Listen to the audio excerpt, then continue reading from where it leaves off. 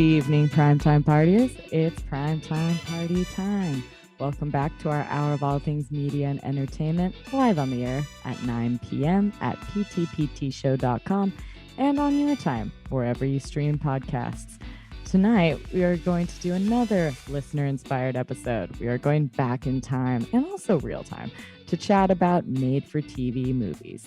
Think everything from Disney Channel original movies, Lifetime, to Hallmark, to any other channel that really used to create movies just for the cable audiences to watch. And then we're going to compare it to kind of how the streaming platforms has adapted this with Netflix original, HBO Max original, the list can go on.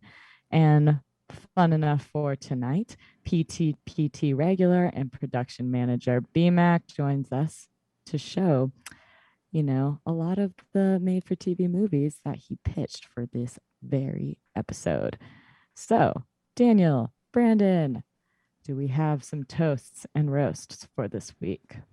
I am going to throw this immediately to Brandon. Welcome back, because while I do have a toast and a roast this episode, they will be revealed at a more appropriate moment within the episode. Ooh, suspense. We like it. But you two, please. Well, yes. I will start with my roast, which is a direct result of my toast, which is I got to have a little, and I mean a lot, of fun in the sun this weekend at the beach and at my friend's pool, and which resulted in my roast, which is a wicked sunburn. I am sitting here in my room, wrapped up in my comfiest robe, because for some reason, a sunburn leads to chills, and I am a shivering mess of healing and aloe vera right now. That apparently is a thing. They call it the sunburn chills. And really? Because your body is trying to cool down because the sunburn is actually making you warm. That makes a lot of sense. Yeah. And I can confirm. The science adds up. And I can confirm that your sunburn is pretty not laughing just because I'm also there. My roast is also a little literal roast that we did our toast is that did some really wholesome summer shit. Went to the beach, did some pool time, went to a chili cook-off, which hindsight, I don't know why they hosted in August. It's very hot food for hot weather. I did not partake in any chili consumption because I was like, it's too hot. Yeah, it seems like a fall thing. Yeah. Yeah, I consulted with a friend and she said the Portland chili cook-off is in January. I was like, that's when they should be. That being said, it was very fun street event. And it was nice to just see people out doing something that's like very community based and collaborative after a year of like not being able to do those sort of things. And one of my friends asked me, she was like, did you go to like an Americanized Obon or something? And I was like, no, Obon is like Japanese summer festival. And I was like, I guess like kind of. I was like, it's not exactly like a nice like day of remembrance / dancing. I'm like, but there will be bands and food stands. So in that sense, it is very Matsuri / festival oriented, but not the same. I will have to wait another summer for the proper Japanese summer festival times. It still just didn't quite, the local Buddhist temple near me did not do a in-person event yet. So we'll hold off for that.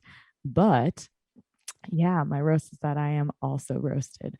I was able to survive one day with no sunburn and I was feeling pretty good. And I had a bit of hubris about the reapplication process and I got it.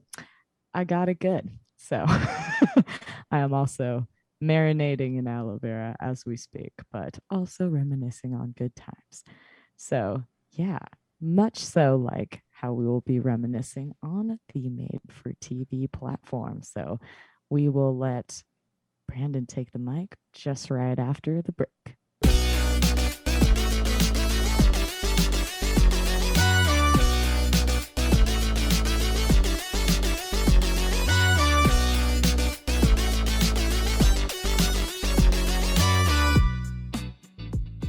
All right, Brandon, do tell about made for TV movies and what they mean to you.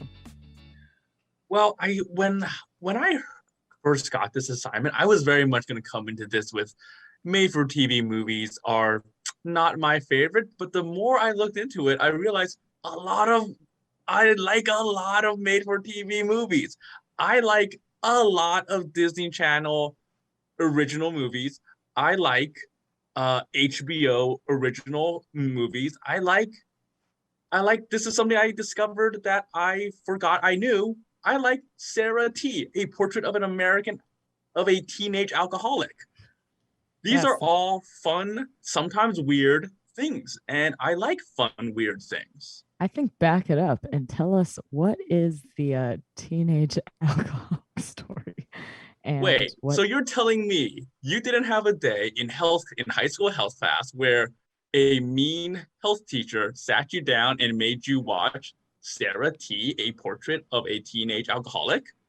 No, I just had like the morning where we were ambushed and watched a bunch of like PowerPoint slides of body parts that had different diseases and rashes and were very much part of the like, you know, student health presentation. That was more our take. It was very much our biology teachers being like science and Ah, health and communicable diseases, don't get them. That was well, that was more their take. So please tell us about this movie that we are less familiar. well, everyone, please sit back and imagine the year is 1975. Okay. On NBC, they released a movie called Sarah T, A Portrait of a Teenage Alcoholic, about a 15-year-old girl, Sarah T, who was having a hard time in school getting to know people. She auditioned for the choir and she didn't make it because she was just so nervous.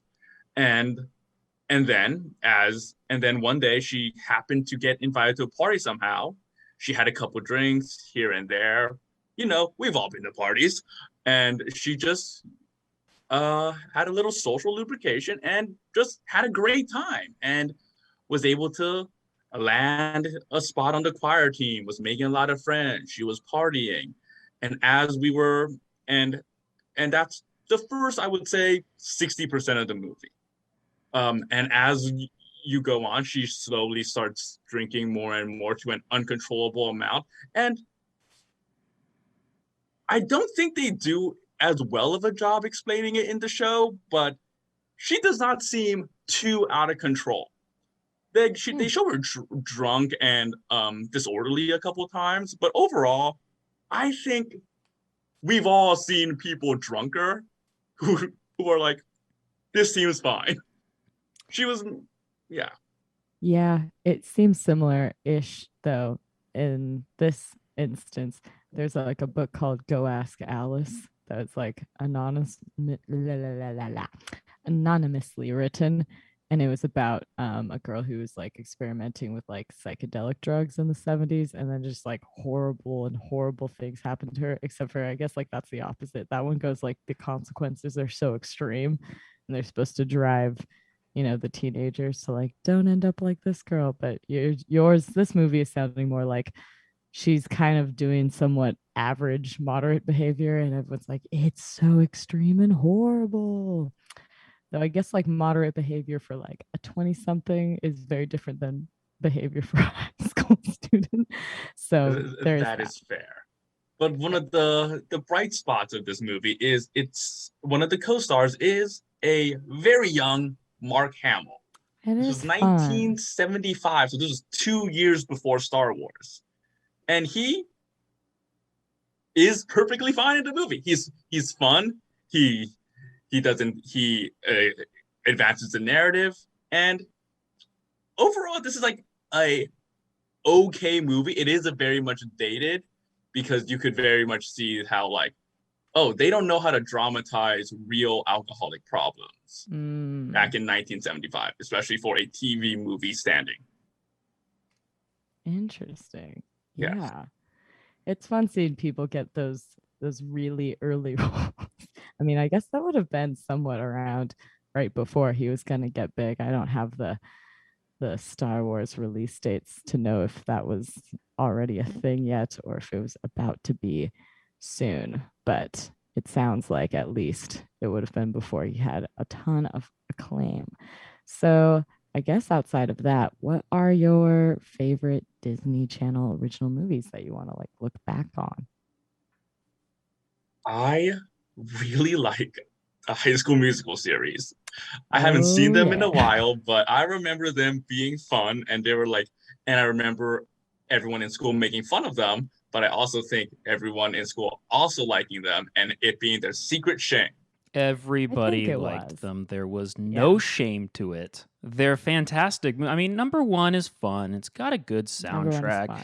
I always was wondering, I look back on these and I kind of forget that these are with a host of peers, right? That we'll talk about with these Disney movies. I was always kind of surprised these never made it to theater. Now, High School Musical one's a classic of our generation for sure. And you should rewatch them if you haven't seen them in a while. I think they hold up. I think they got some fantastic characters. I think number two is quite a bit better. Dare I say? And in fact, I didn't know we were going to get to this so early, but my toast this week is High School Musical 2. It's an amazing movie. It has franchise-defining moments like "Gotta Go My Own Way," "I Don't Dance." What else is in that? Like what's the title song? Like "You Are the Music of Me" is not better per se than what is it? Soren? Is Soren the song in Yeah. the first one? Soren is the first one. That's like the big banger.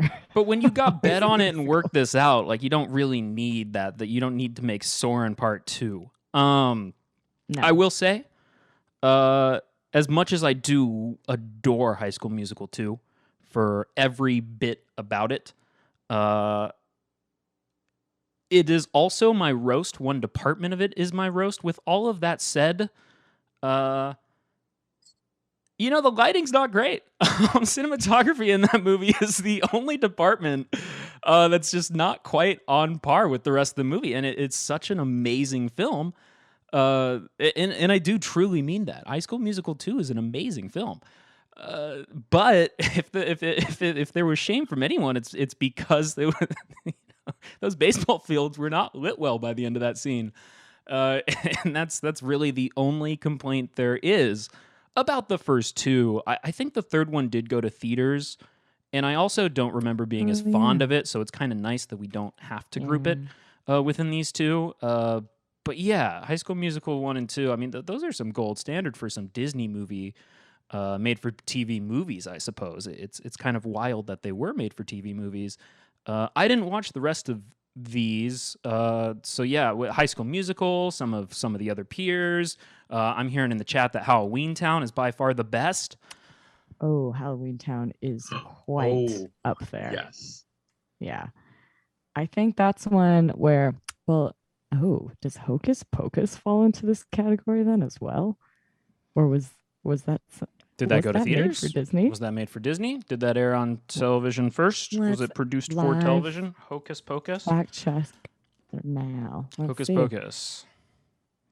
It I was believe it was in theaters. It just was always played on Disney Channel, but let's see if they have a box office Yes, quote. it does have a box Yep. office. But right. to your point, sequel set for a 2022 release is currently in development as a Disney Plus original film. So we can kind of get into that later. Yes. But Hocus Pocus, I'm not sure counts in this case. No. So that's why I was thinking about it because I knew the buzz about the second one going to Disney Channel, well, Disney Plus. So I was like, was this originally? Because the reruns, that's I think where the Disney Channel original movies get kind of murky because they did also like play a lot of movies on the channel that were in theaters, but maybe they kind of just got a lot of syndication on there. But they did make a pretty big deal. I remember there was a small logo in the corner for like the Disney Channel original movies, and they would call them DCOMs. So, but yeah, Halloween Town is pretty great. I think the only thing in that series that I was upset about is when they do like a fourth one and they recast Marnie, and you're like, you can't just like recast the main character.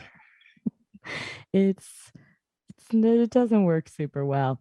But yeah, I think the High School Musical ones really show the growth because the ones before, and we'll get into them, are really great, but these are ones where like it launched a lot of careers. Like Zac Efron, that's his kind of big break. And then even Vanessa Ann Hudgens did a lot after that too, and Ashley Tisdale. So I don't know a ton about what she's done since, but Ashley they, Tisdale, I see her in the I've seen her in a trades few here and again. I things. mean, she's Candace on Phineas and Ferb. Like that's a pretty That's amazing right. role. Yes.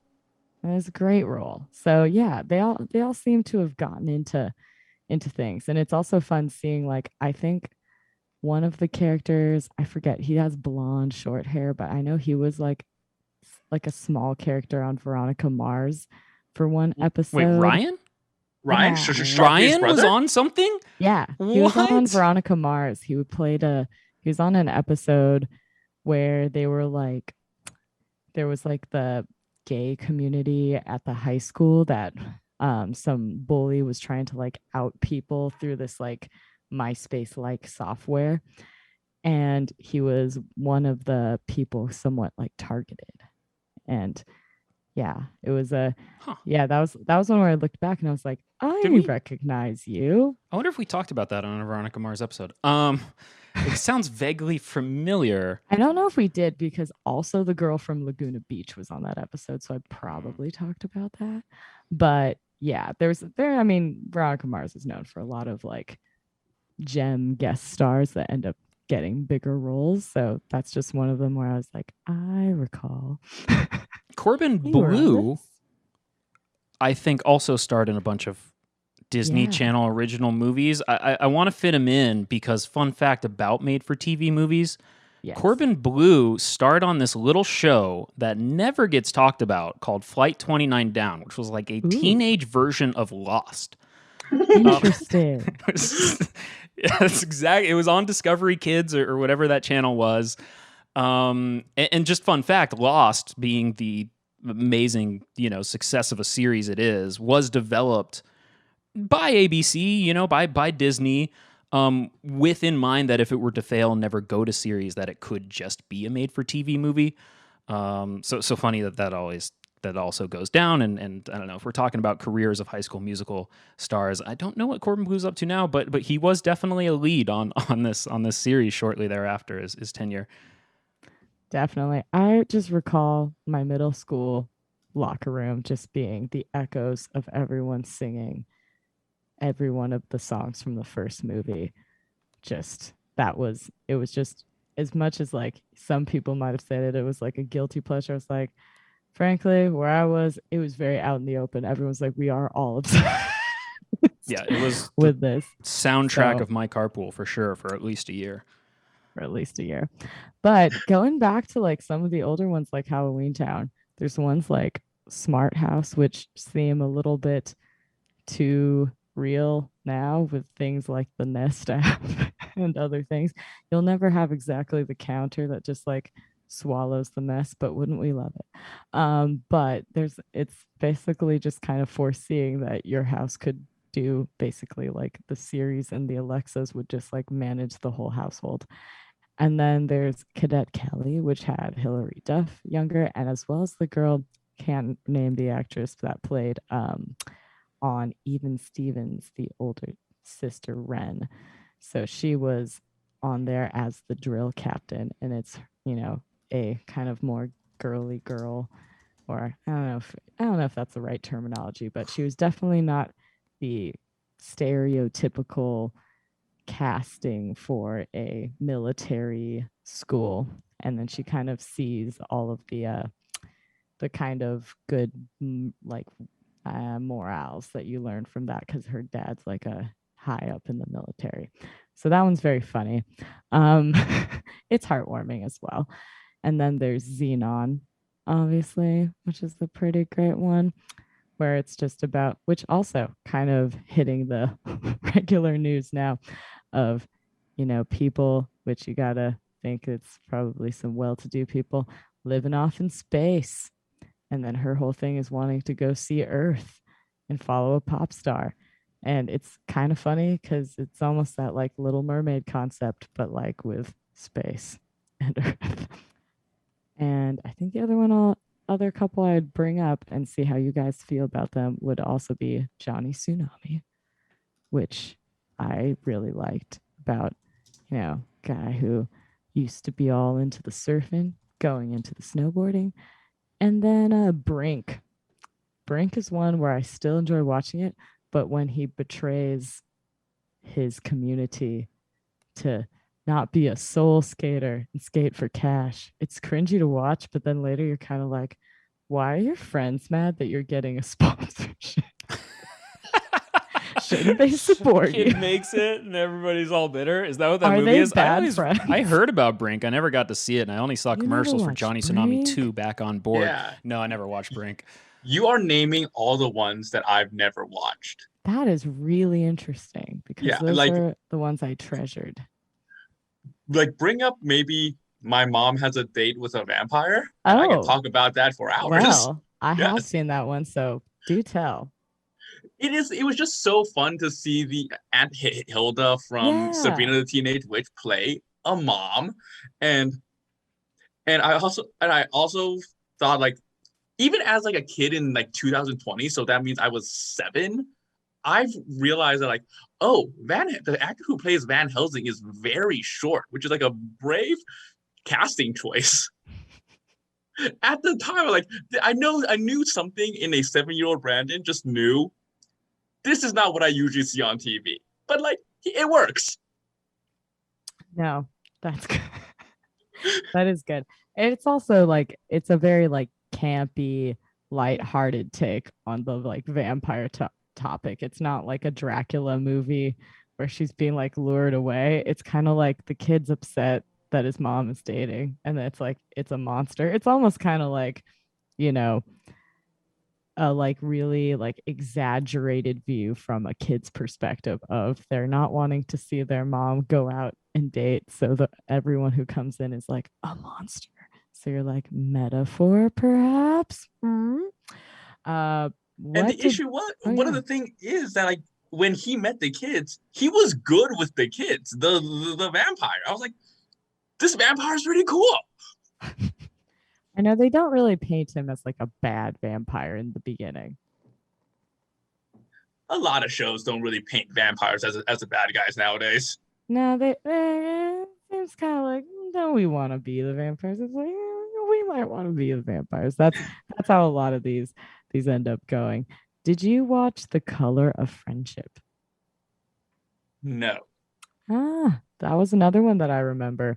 Mostly that one was honestly much more dramatic, and it was about apartheid and this family being a host family from a girl from South Africa, and she was kind of like going through what other people would have been going through during civil rights type thing, and she stays with like an African American family, and they're kind of doing this like cross-cultural exchange, and like it ends with the girls like protesting together like in the States, I think, for that. And it's a very like kind of like, if you're looking at a lot of Disney movies that are more like fantastical and painting things better than they are, this is the one that's, cuts a little different from that and is more of a spotlight and like human interest on historical, points and how they would act in like a small family, kind of just like showing like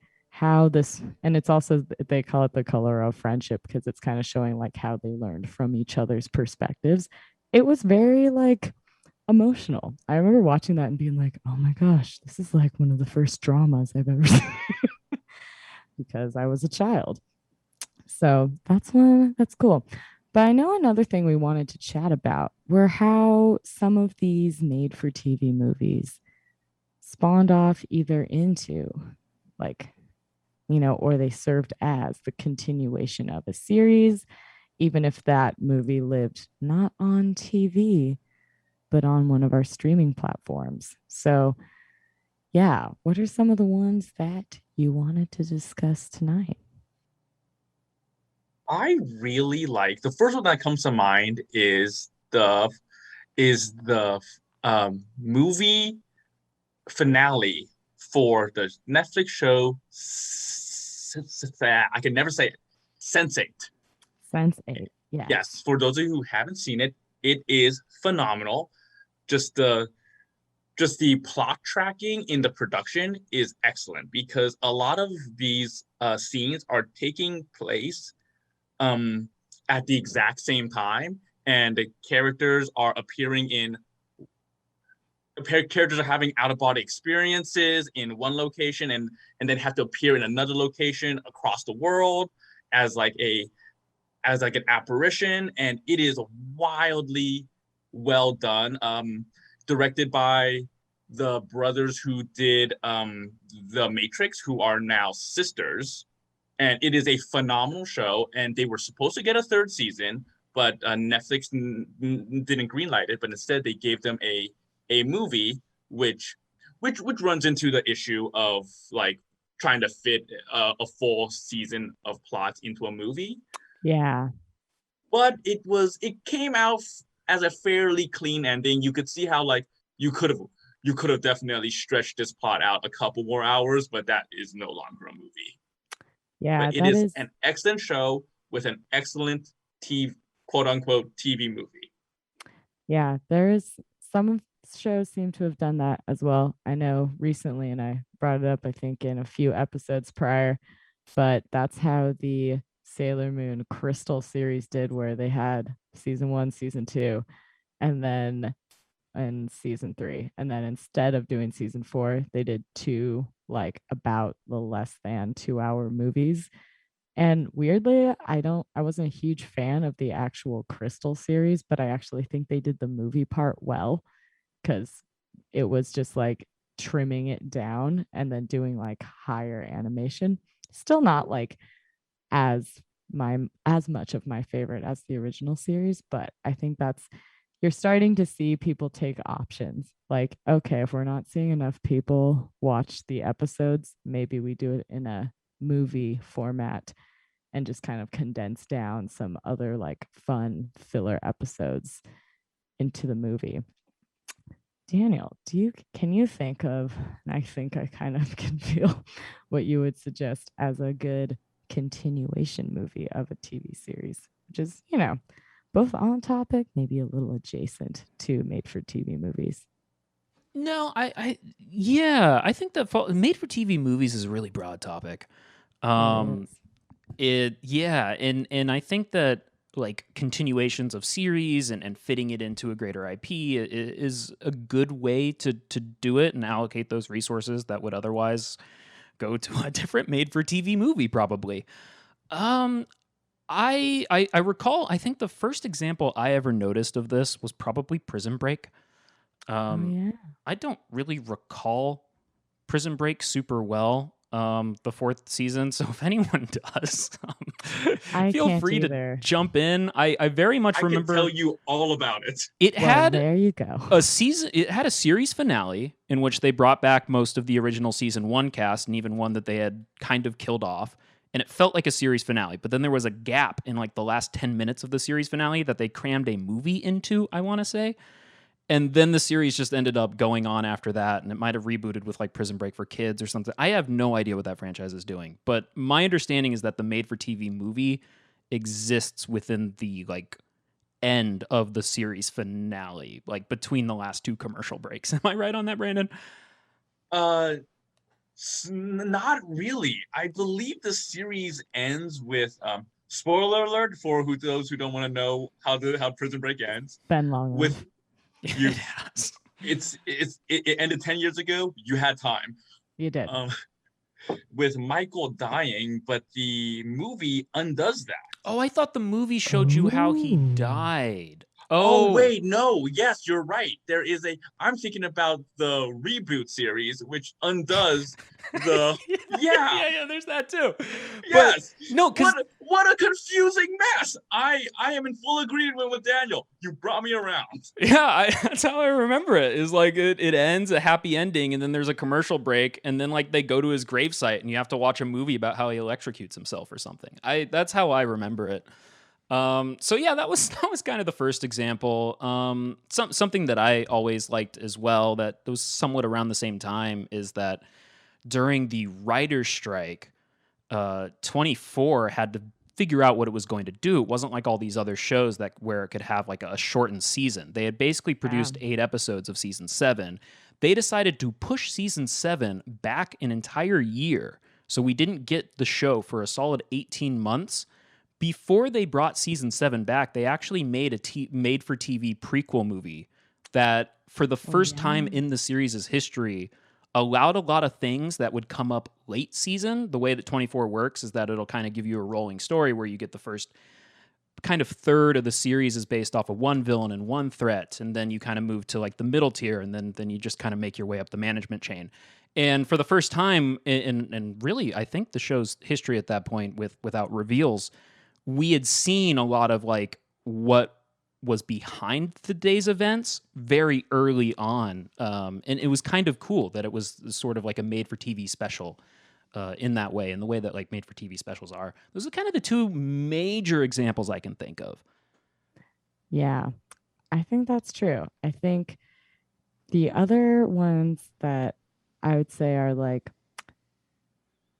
how do we frame, and I'm going to say more in a compare and contrasty way. So made for TV movies, they have this sense of nostalgia. And some of them, like High School Musical, seem to be having a much higher production value than, say, the very first Disney Channel original movies. Like if you're thinking of the 13th year where the boy kind of eventually figures out he's turning into a mermaid and it's kind of like a metaphor for puberty.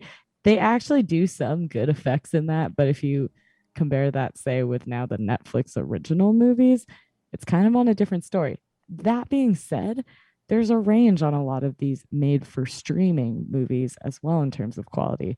Like there's ones like Enola Holmes where it's so incredible, but they also kind of recast. Like it's a continuation of the Sherlock Holmes series, but it also has like Henry Cavill playing Sherlock Holmes instead of any of the other actors who've played him before.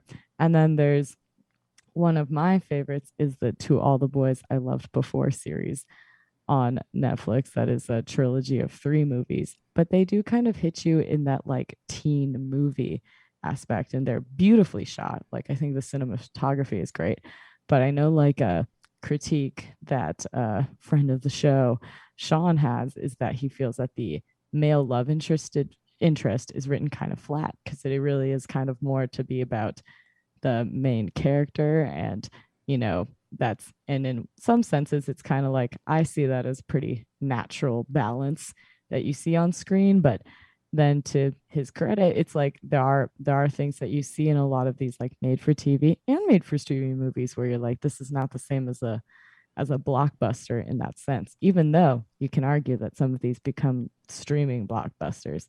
And I love that series just because it's very heartwarming.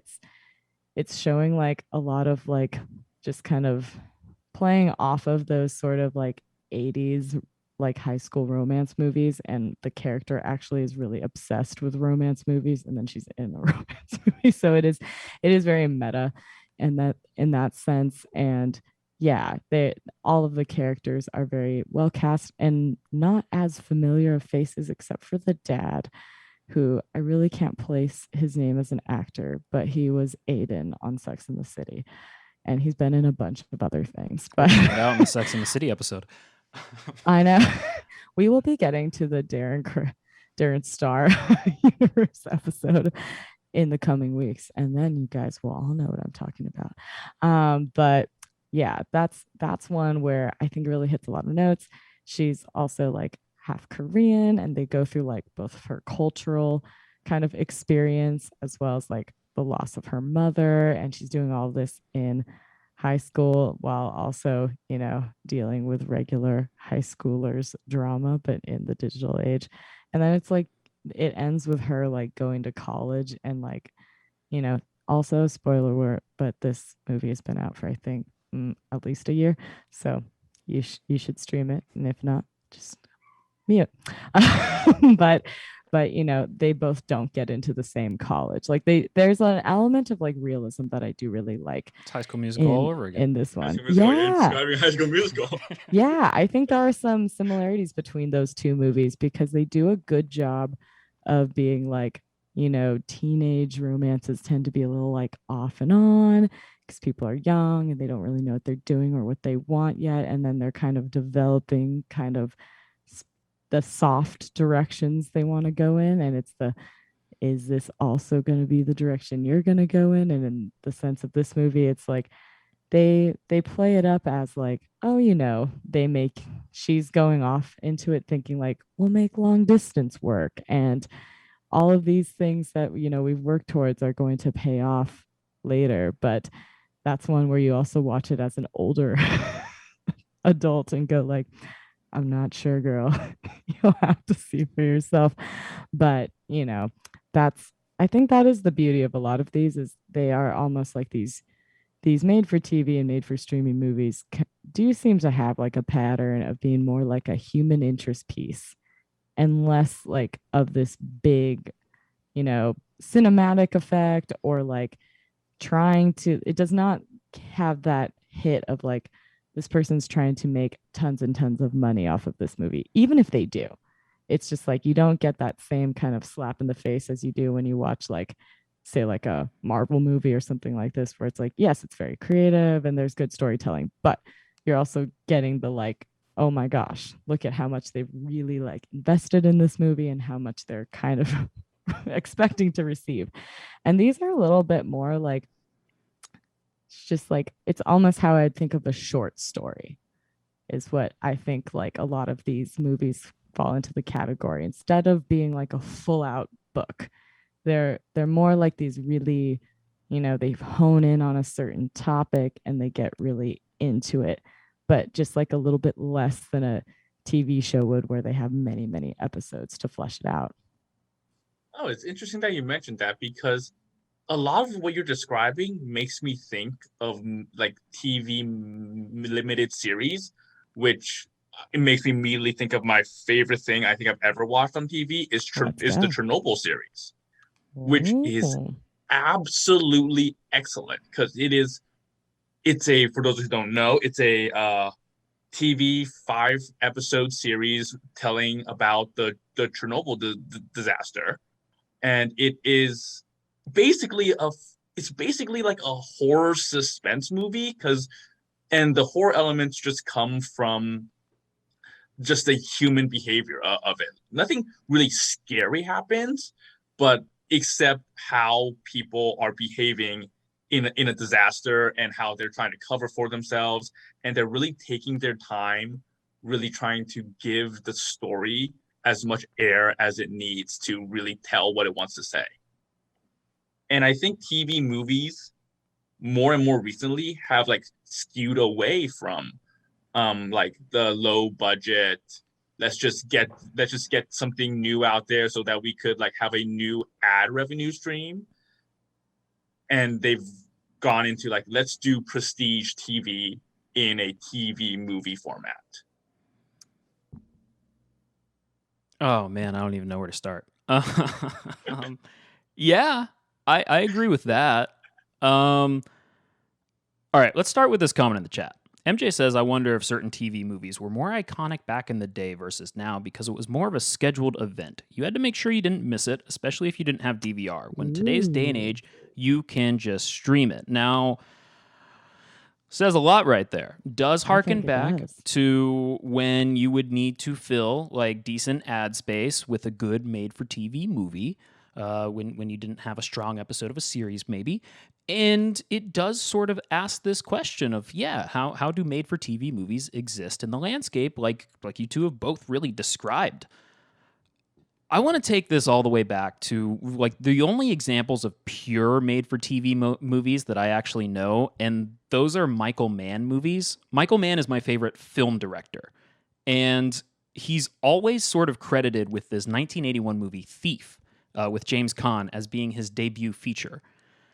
When this episode came up for us, I found out recently, his first movie happened 2 years prior. It is a made-for-TV film called Jericho Mile. And not only that, one of my favorite movies, Heat, started as a TV movie in the 80s. No way. No way. Yes. Seriously? It is. It's called LA Takedown. If you've never seen it before, honestly, it feels like a professional student film version of Heat, even though it's the same director. It does not have the sets. It does not have the location. It does not have the talent. It doesn't have like De Niro and Pacino, obviously. It is a very simplified story. Instead of being 3 hours, it is set right there for that 2-hour block of programming. It's very crude, and it's kind of wonderful all in the same way because it is Heat, but it's Heat without everything that makes Heat Heat in terms of its style and its devices as a film. But scene by scene, the famous diner scene, the two sides of the coin scene, it is pretty much exactly the same in LA Takedown as it is in Heat. And it's really interesting seeing these, like not Al Pacino, not Robert De Niro playing this scene that is a very iconic scene. Now, yeah. Oh, sorry. No, go ahead. Now that is very much, somewhat brilliant, and somewhat great that movie ends up being, the hit movie Heat, not a decade later. And it is funny. It's funny how sort of like narratively more simple it is. Even the ending's different. The ending says something very different than Heat does, and I feel like that might be Michael Mann, getting that redo, getting the bigger stage, and telling this story again in the best way that he possibly could. Now, let's move forward to streaming.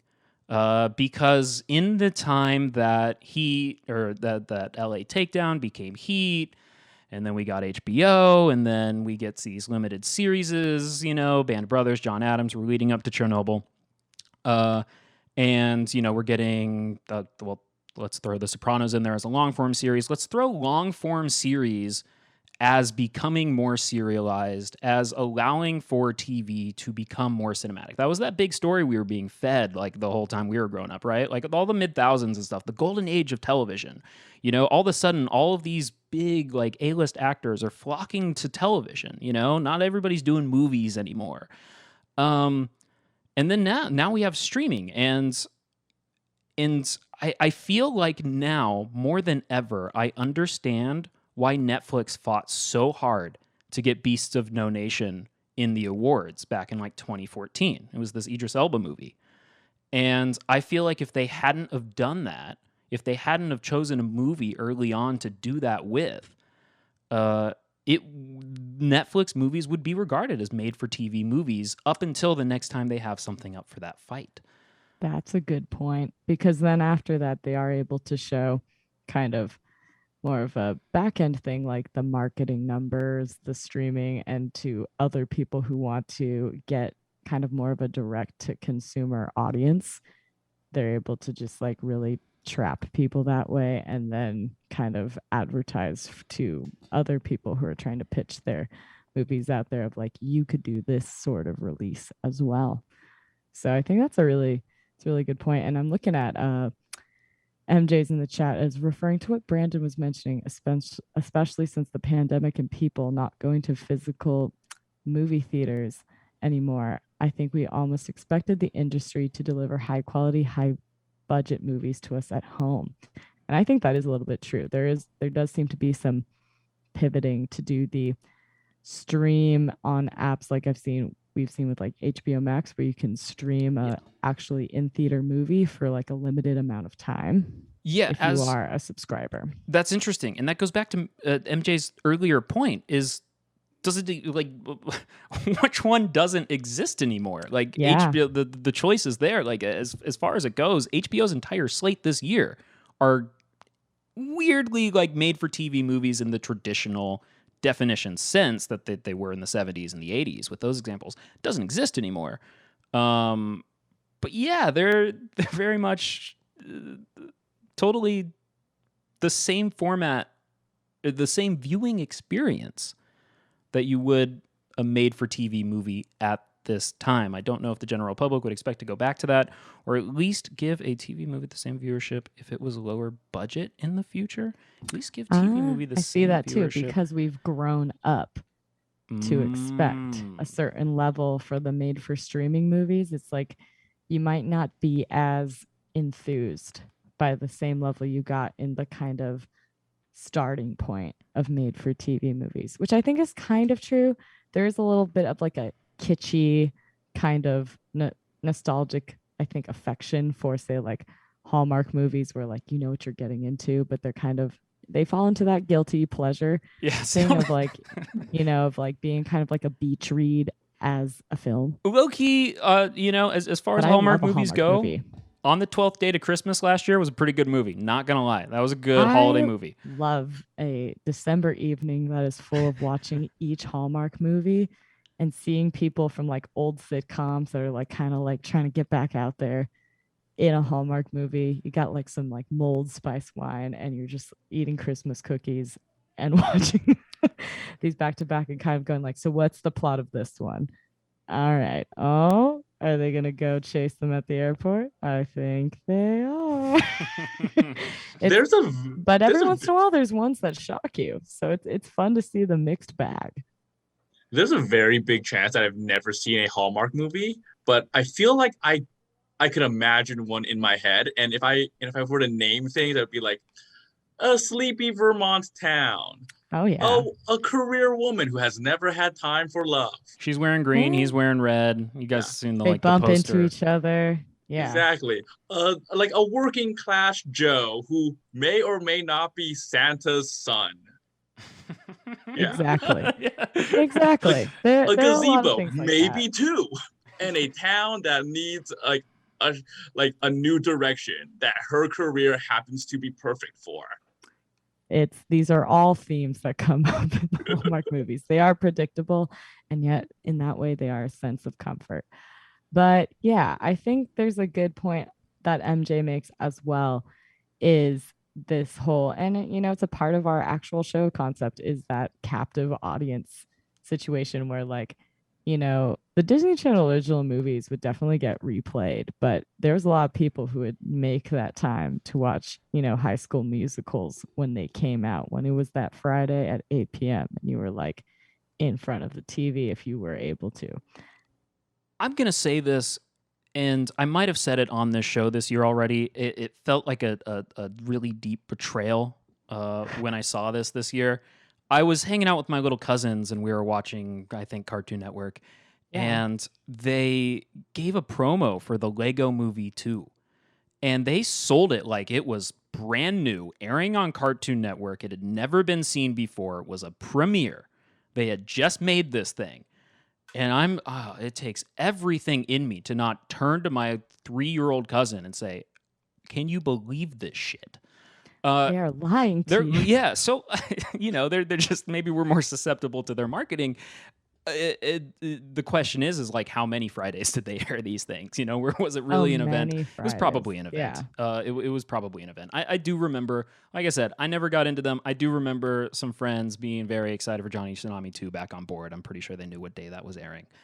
Yeah, but there was the comfort, at least with those, that they'd air it and then they'd probably put a few shows in between and then they'd air it again and then they'd air it again. Like, you weren't afraid you'd miss it, but sometimes you wanted to be in the first crop of people watching it. So I think that's more of it. It's more of the personal excitement than it is anything else. But do we have any more final thoughts on made for TV movies? Not thoughts this end, just confusion. I don't really know what one is anymore.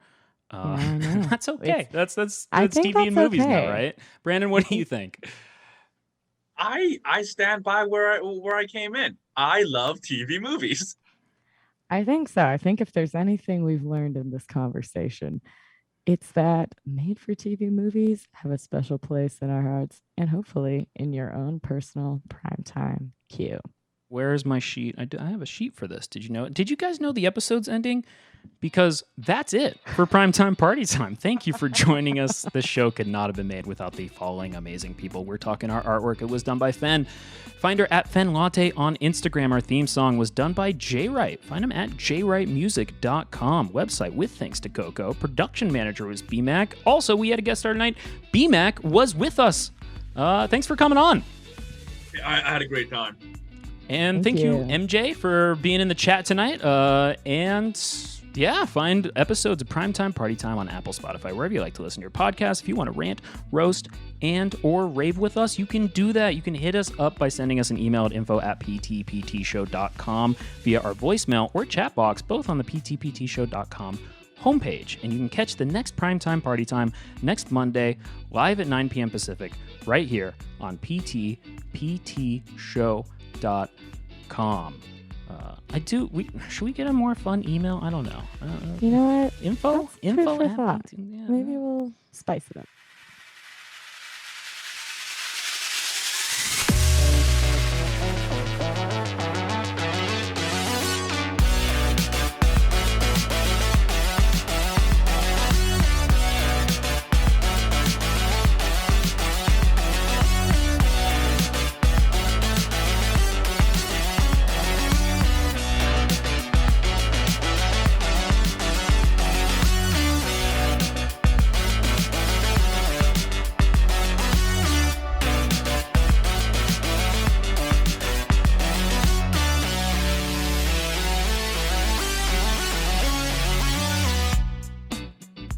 said guest star, like BMAX, not a series regular. I have no idea how to credit anyone on this show.